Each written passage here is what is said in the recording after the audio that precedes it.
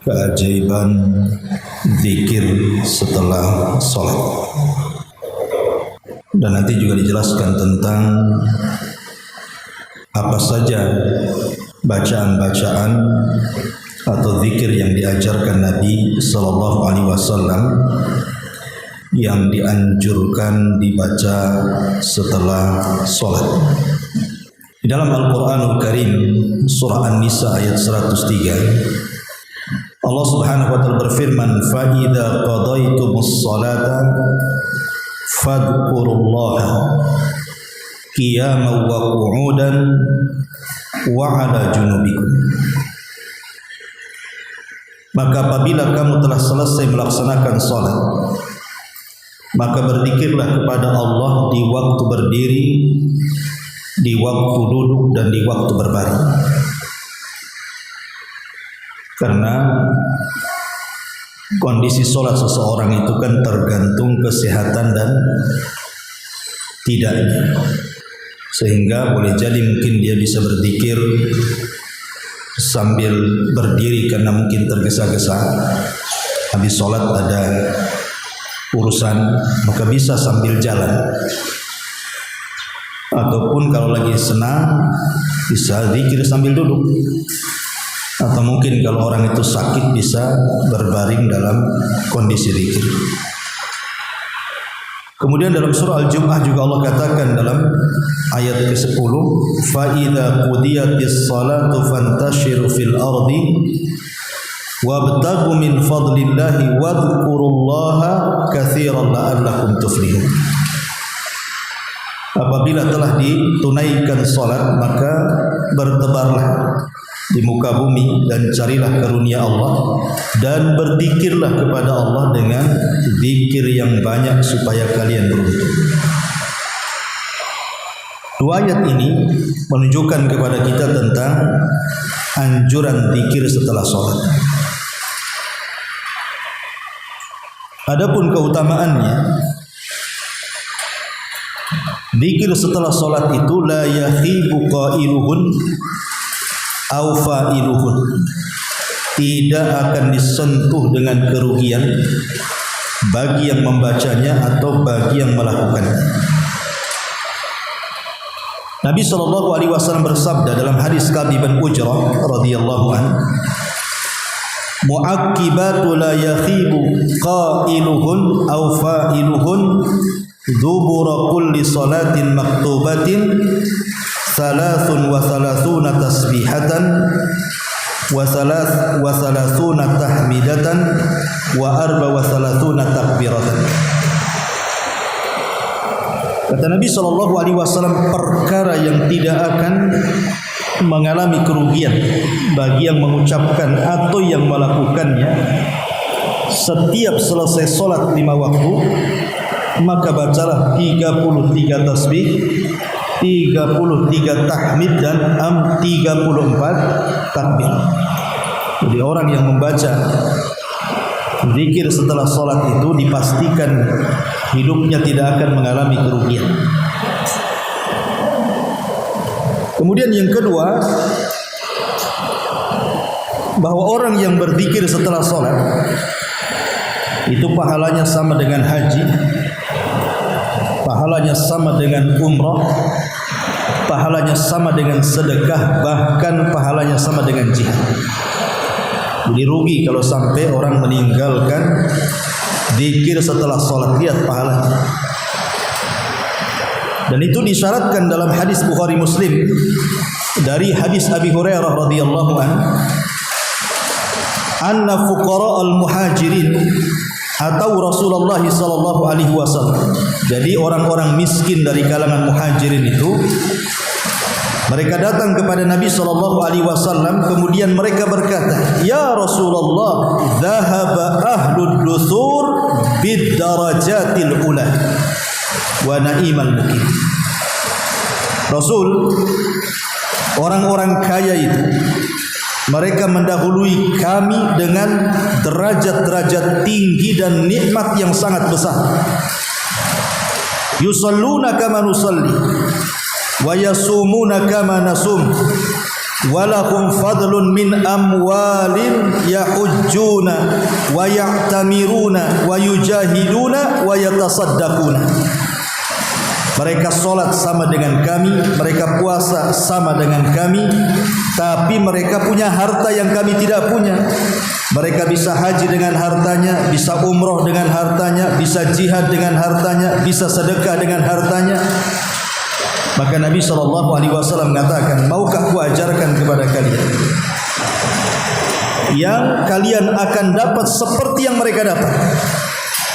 Kata Nabi SAW, tusabbihuna wa tahmaduna wa tukabbiruna khalfa kulli salatin thalathan wa salasin.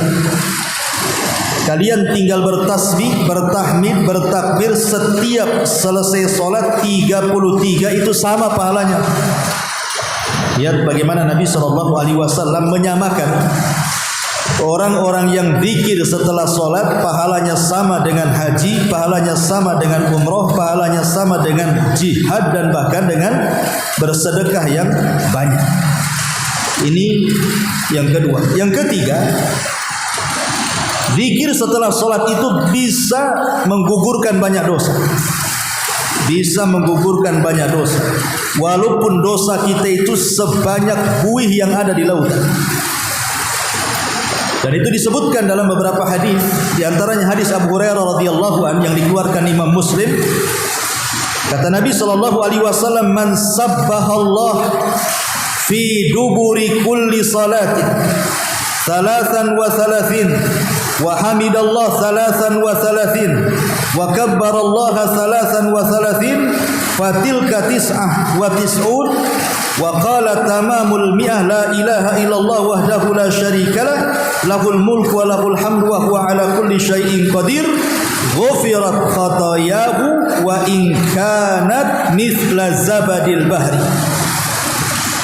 Dari Abu Hurairah radhiyallahu anhu, Nabi mengatakan, barang siapa yang bertasbih setiap selesai solat 33, mengucapkan alhamdulillah 33, mengucapkan Allahu Akbar 33, sehingga genap menjadi 99, kemudian disempurnakan 100 dengan la ilaha illallah wahdahu la syarikalah lahul mulku wa lahul hamdu wa huwa ala kulli syai'in qadir, akan diampuni kesalahan-kesalahannya walaupun sebanyak buih yang ada di lautan.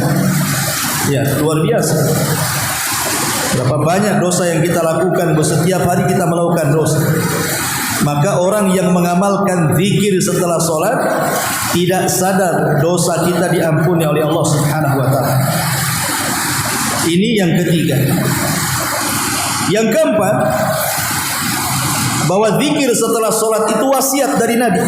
Nabi yang berwasiat agar jangan meninggalkan zikir setelah solat.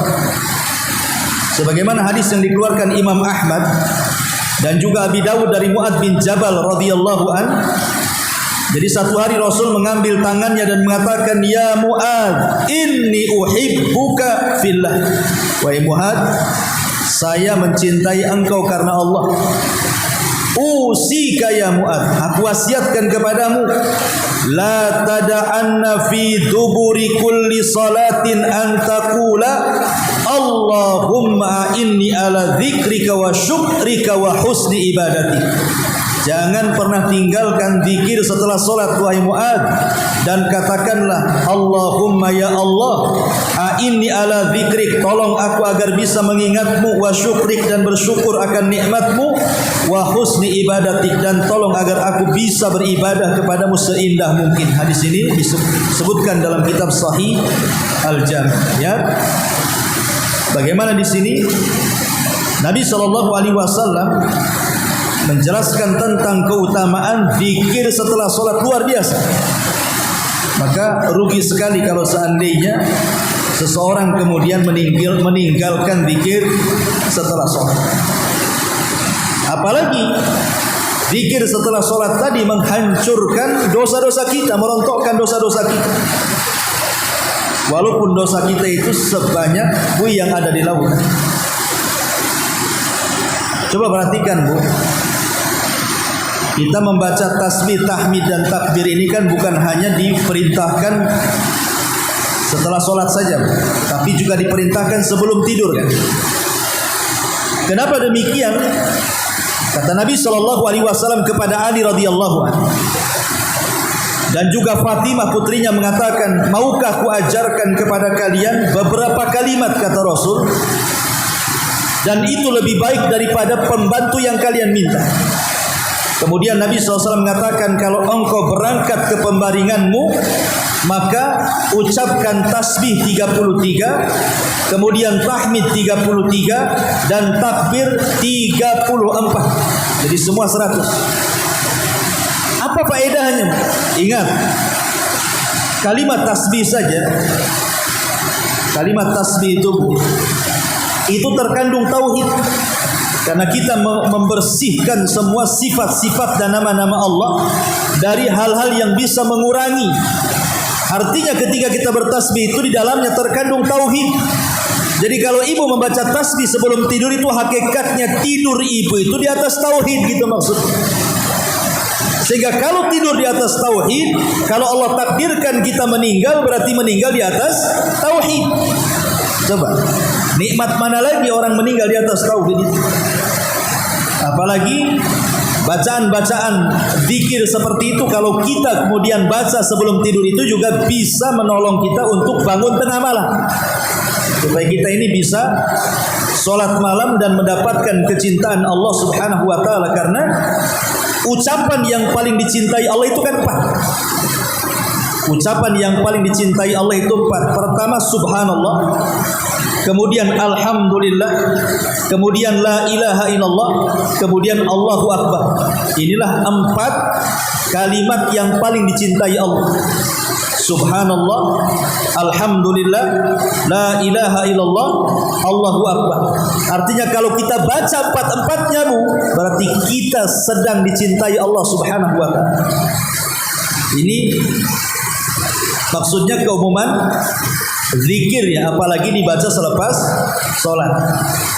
Tapi kalau kita melihat keutamaan zikir secara umum lebih hebat lagi. Kata Nabi SAW dalam hadis Abi Darda radhiyallahu anhu yang dikeluarkan Imam Tirmidzi dan disahihkan oleh Syekh Nasiruddin Al-Albani rahimahullahu taala, Rasul mengatakan, ala adullukum bi khairi min a'malikum. Maukah kutunjukkan kepada kalian sebaik-baik amal? Bayangkan, zikir itu sebaik-baik amal, kata Nabi. Wa azkaha inda malikikum, lebih membersihkan kalian ketika berhadapan dengan Allah. Wa arfauha fi darajatikum, diangkat derajat kalian di sisi Allah. Wa khairun lakum min infaqiz zahabi wal waraq, wa khairun lakum min antalqau aduwakum fatadribu a'naqahum wa yadribu a'naqakum. Bahkan lebih baik daripada infak emas dan perak, bahkan lebih baik daripada Anda berjihad sehingga Anda dibunuh atau membunuh musuh. Kata sahabat, tentu Rasul, amalan apa itu kok banyak kali keutamaan? Kata Rasulullah, zikrullah, berzikir kepada Allah Azza wa Jalla. 1, kata Rasul, amalan yang paling baik. 2, bisa membersihkan kita di hadapan Allah. 3, bisa mengangkat derajat kita di sisi Allah. 4, lebih baik daripada infak emas dan perak. 5, lebih baik daripada jihad, Anda membunuh atau Anda dibunuh. Bayangkan 5 perkara orang akan mendapatkan bagi yang lisannya tidak pernah kering daripada zikir kepada Allah Subhanahu wa ta'ala. Bahkan Rasul mengatakan dalam Sahih Muslim itu, sabaqal mufarridun. Qalu wa mal mufarriduna ya Rasulullah? Qala adz-dzakiruna Allah katsira wa dzakira. Telah mendahului kita masuk surga orang-orang mufarridun. Jadi kalau ibu jalan berdua dari rumah ke sini, yang satu zikir terus, ibu diam saja, maka samping ibu yang zikir itu duluan masuk surga. Itulah mufaridun namanya. Jadi ditanya, siapa mufaridun itu wahai Rasul? Maka Rasul mengatakan laki-laki ataupun perempuan yang lisannya terus berzikir kepada Allah Subhanahu wa taala. Kemudian juga Rasul mengatakan dalam hadis Bukhari, "Matsalul ladzi yadhkuru rabbah wal ladzi la yadhkuru rabbah mithlul hayy wal mayyit." Permisalan orang yang suka zikir kepada Allah dan orang yang jarang zikir kepada Allah itu sama permisalan orang hidup sama orang mati. Lihat orang mati, tidak bisa apa-apa, tapi orang hidup kemana-mana kan itu. Itulah perbedaannya orang yang zikir dengan orang yang tidak zikir. Kemudian juga disebutkan dalam hadis riwayat Ibnu Majah, kata Nabi SAW menukilkan firman Allah, artinya hadis ini hadis kursi, "Ana ma'abdi," saya bersama hambaku, kata Allah, "idza huwa dzakarani," selama dia mengingatku, "wa taharrakat bi syafatah," dan selama lisannya terus bergerak mengingat aku. Jadi orang yang berzikir itu terus akan disertai Allah dalam kehidupan. Dan tentu kalau Allah menyertai dalam kehidupan kita, semua urusan kelar semuanya. Kemudian juga disebutkan dalam hadis dari Abi Musa al-Ash'ari yang dikeluarkan Bukhari Muslim, "Ala adulluka ala kanzin min kunuzil jannah." Maukah aku tunjukkan pembendaharaan dari pembendaharaan sorga? Sahabat mengatakan, tentu ya Rasulullah.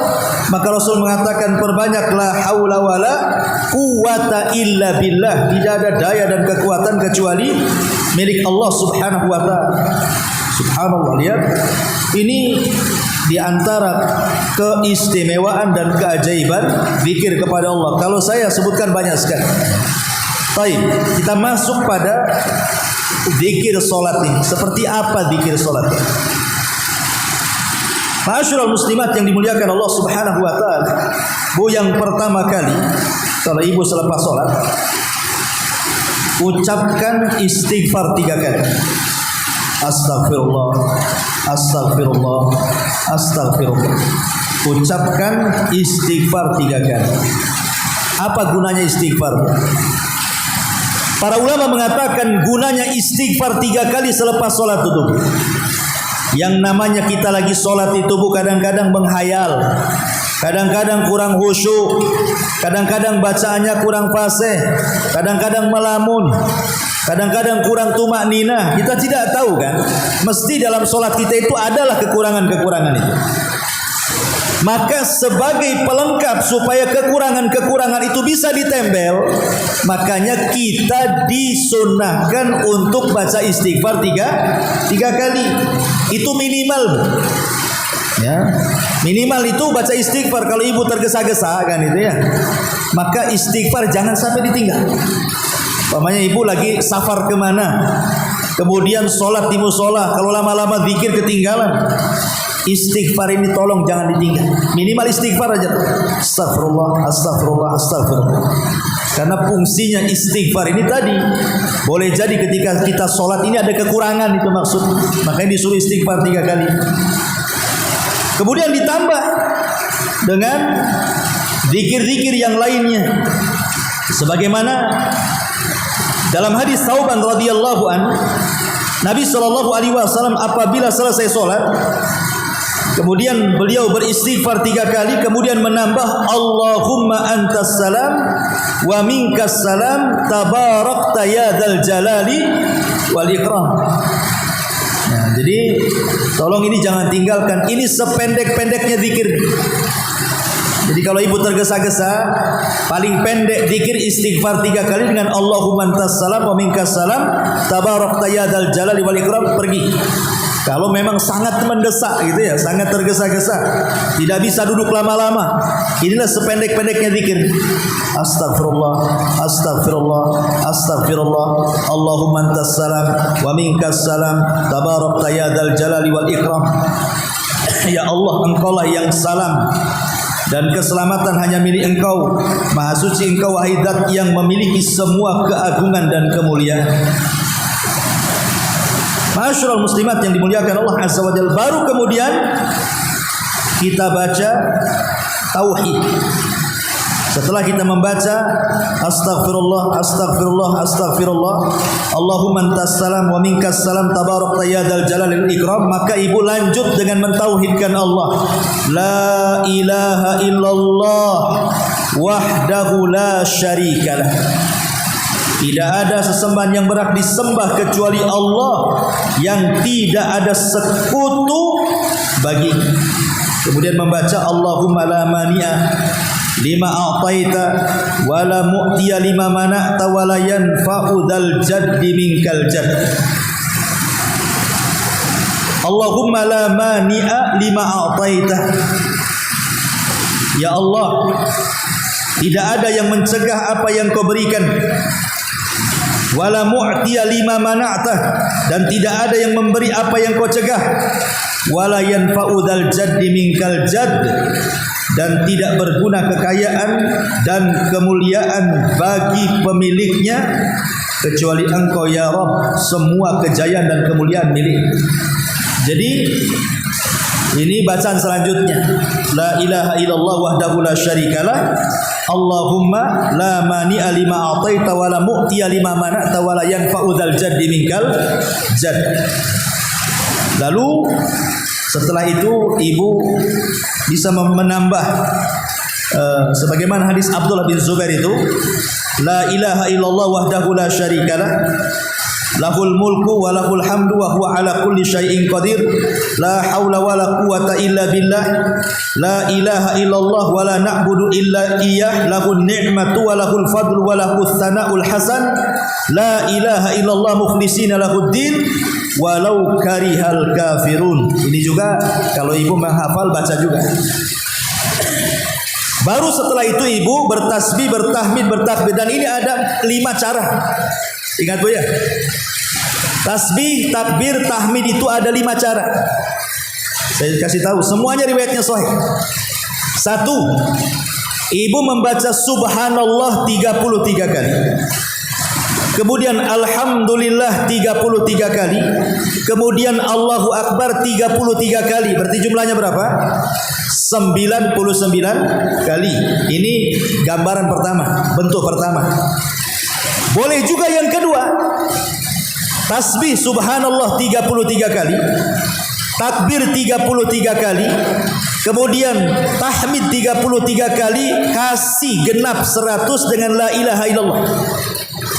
Wahdahu la syarikalah, lahul mulku wa lahul hamdu wa huwa ala kulli syai'in qadir. Berarti semuanya ada 100. Karena tasbih 33, kemudian tahmid 33, kemudian takbir 33, 99 tambah 1 jadi 100 dengan la ilaha illallah. Ini bentuk yang kedua. Bentuk yang ketiga, tasbih subhanallah 33, tahmid 33, takbir 34. Berarti 100 kan? Ya, ini gambaran yang ketiga ya. Tasbih 33, tahmid 33, takbir 34. Berarti 100. Berarti sudah berapa? Sudah 3. Kemudian yang keempat, ini gambaran yang keempat, boleh juga.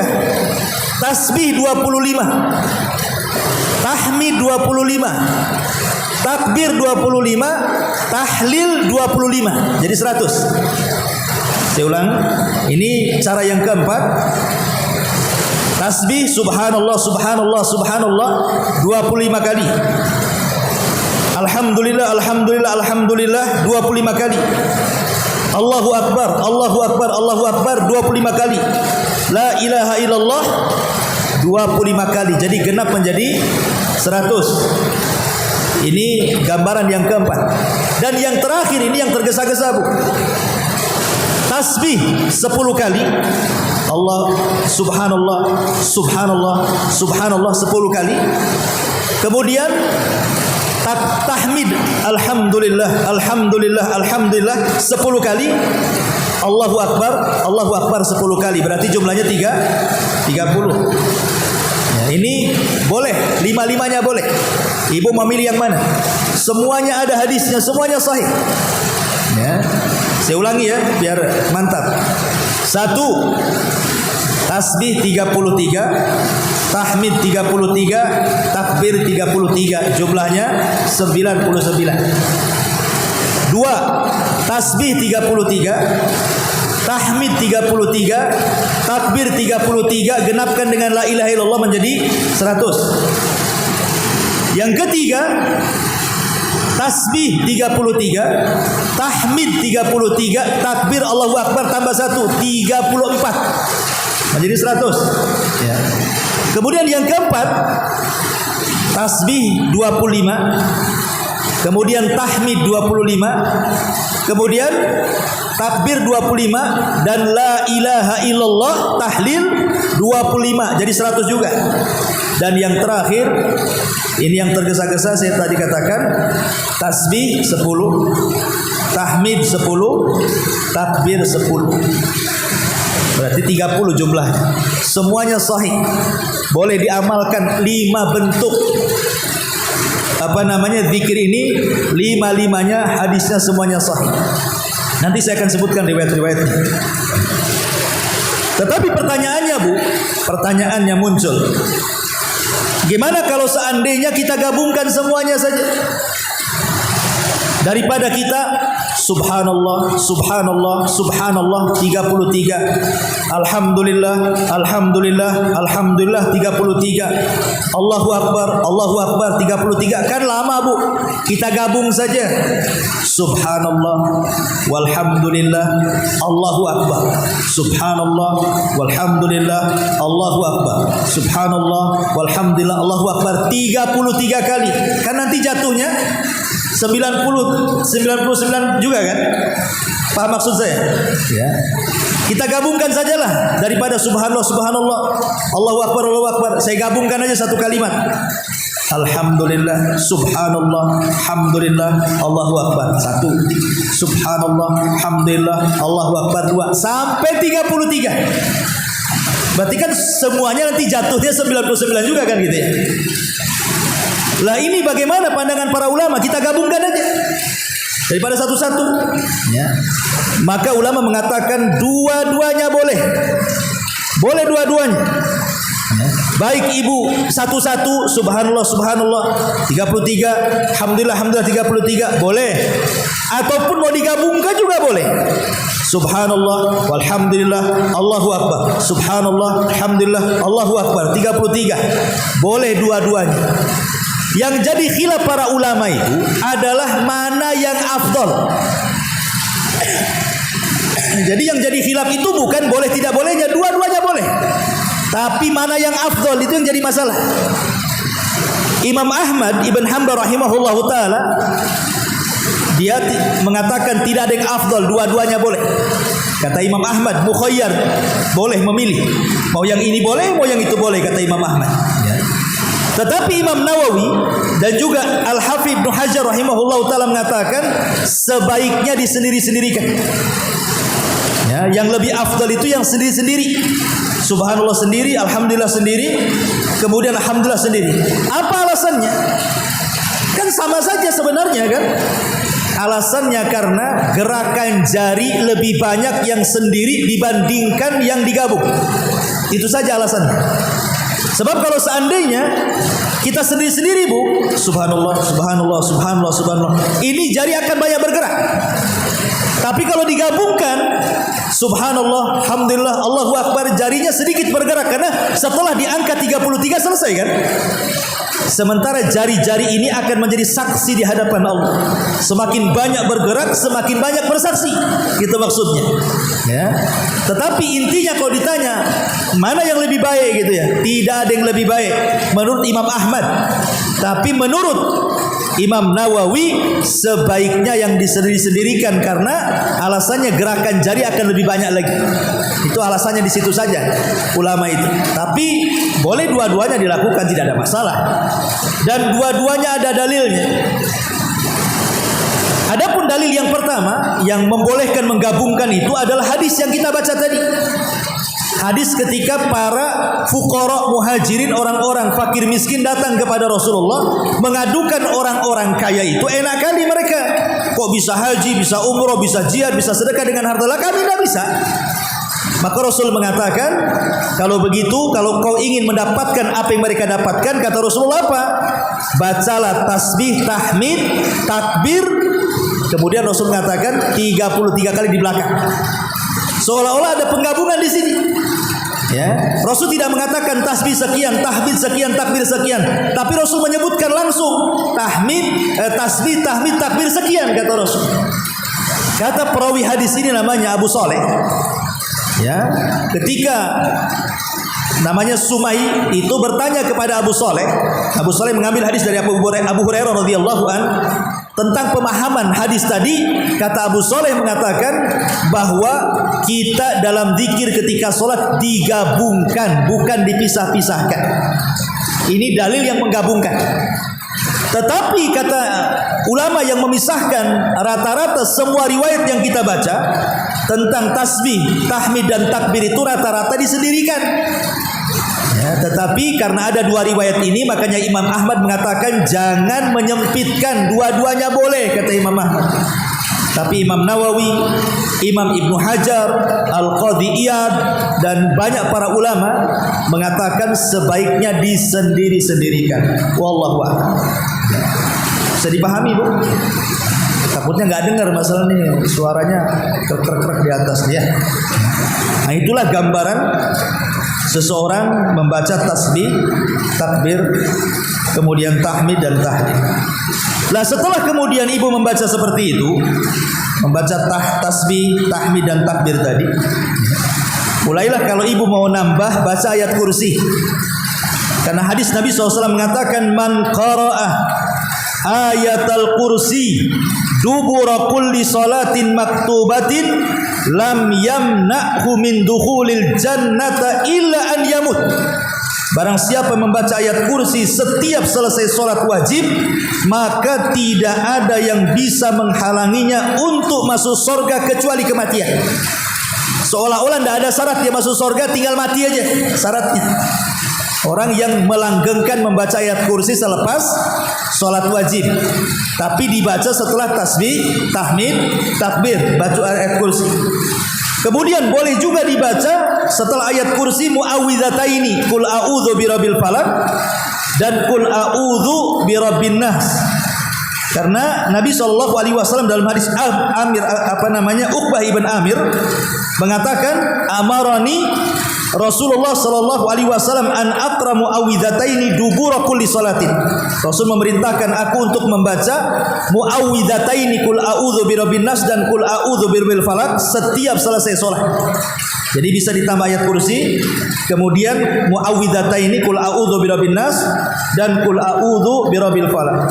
Kemudian baru setelah itu doa-doa yang memang boleh dibaca dan dianjurkan dan dimasukkan ke dalam zikir, seperti umpamanya hadis Ummu Salamah Hindun binti Umayyah radhiyallahu an. Dia mengatakan kana yaqulu idza shalla subha hina yusallimu Allahumma inni as'aluka ilman nafi'a wa rizqan thayyiba wa amalan mutaqabbala. Dari Ummu Salamah Hindun binti Umayyah, dia mengatakan biasa Rasul SAW jika sholat subuh ketika selesai salam beliau membaca Allahumma ya Allah ya, inni as'aluka, aku meminta kepadamu ilmu yang bermanfaat, nafi'an, wa rizqan thayyiban, rizki yang baik, wa amalan mutaqabbala, dan amalan yang engkau terima. Jadi boleh juga ditambah dengan doa Allahumma inni as'aluka ilman nafi'a wa rizqan thayyiba wa amalan mutaqabbala. Boleh juga ditambah, dimasukkan ke wirid ini. Boleh juga membaca ditambah dengan Rabbighfirli, Rabbighfirli, Allahumma gfirli wa tub alayya innaka antat tawwabul ghafur. Boleh juga, boleh kalau ibu agak panjang Rabbighfirli aja lah 100 kali ya. Jadi boleh membaca 100 kali Rabbighfirli, Rabbighfirli, Rabbighfirli, Rabbighfirli. Dan ini kan gunanya agar Allah mengampuni dosa kita. Dan itu sebagaimana riwayat Imam Ahmad dalam musnadnya. Kemudian atau ibu boleh juga membaca doa yang diajarkan Rasul kepada Mu'adz tadi. Allahumma inni ala dzikrika wa syukrika wa husni ibadati. Atau boleh juga ditambah doa takut kepada kesyirikan yang diajarkan Rasul kepada Abu Bakar. Karena Abu Bakar selalu membaca selepas sholat apa? Dijadikan wirid, Allahumma inni a'udzubika an usyrika bika wa ana a'lam wa a'udzubika bima la a'lam. Ya Allah, aku berlindung dari kesyirikan yang aku tahu dan dari kesyirikan yang aku tidak tahu. Nah, inilah bacaan-bacaan zikir. Kata para ulama, kesalahan orang habis sholat itu langsung doa. Jangan doa dulu, ya. Zikir dulu. Selesaikan zikirnya baru doa. Ya, karena Rasulullah SAW tidak ada satupun riwayat habis sholat langsung doa, ngangkat tangan, tidak ada. Zikir dulu, ya. Karena zikir ini sudah terkandung doa sebenarnya. Ya, zikir sendiri sudah terkandung doa, apalagi istighfar tadi. Masa habis sholat langsung angkat tangan? Enggak begitu. Minta dulu ampun kepada Allah. Boleh jadi sholat yang kita lakukan ada kelalaiannya, kita tidak tahu. Makanya habis sholat langsung astagfirullahaladzim, astagfirullahaladzim, astagfirullahaladzim. Supaya sekali lagi dosa-dosa dalam sholat kita, kelalaian kita dalam sholat kita itu bisa disempurnakan dengan istighfar. Ya. Ma'asyiral muslimat yang dimuliakan Allah Subhanahu wa taala. Adapun hadis yang masalah tasbih, tahmid, takbir tadi itu, ya.